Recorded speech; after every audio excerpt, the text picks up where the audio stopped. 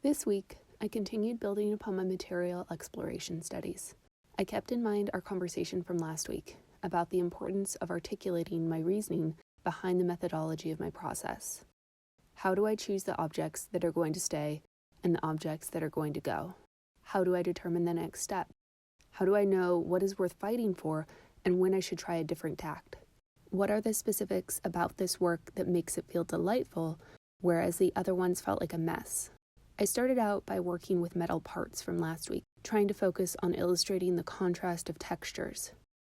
After some experimenting, though, I found that, at least in this moment, I was able to identify the objects too clearly. I decided to switch gears and work with just the color gels. Blocks of color were obviously much easier, no preconceived ideas about what these shapes were.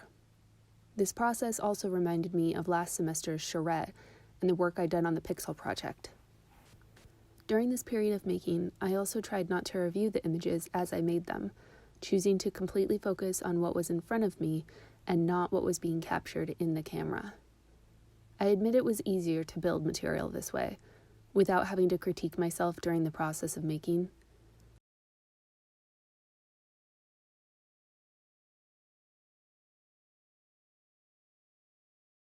Towards the end, I decided to try and see what would happen by incorporating wood in with the gels, capturing just a few images.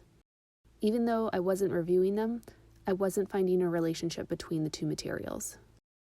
When I did finally review the images on Monday, I again thought back to the questions we discussed last week, and what it was about these images that stood out to me.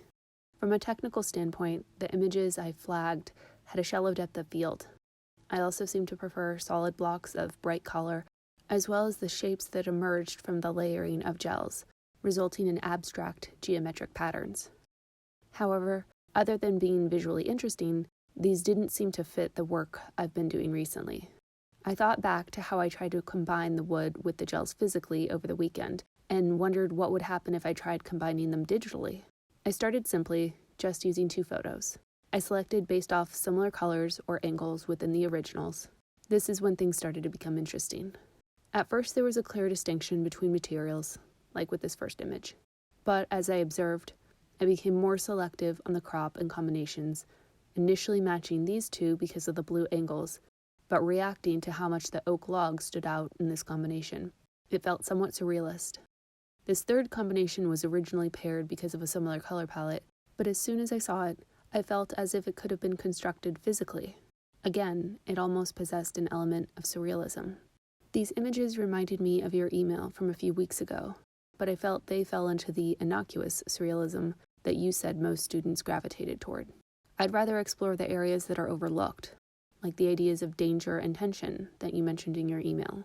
Still, surrealism isn't a genre I'm entirely familiar with, and though I began looking up examples, I didn't know what I was exactly looking for. In the interest of time, I continued experimenting with different combinations, trying out single pieces of wood, which I didn't find as dynamic as the multi-layered pieces, and also stumbling onto some color pairings, seen here, that seemed to vibrate when sitting next to each other.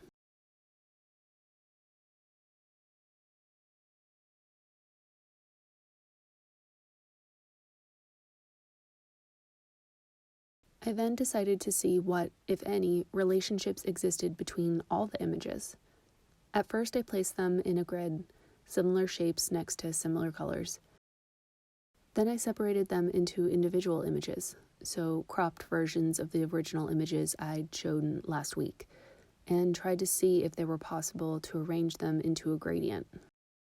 And finally, I started to break out of the grid, rotating them and allowing some overlap.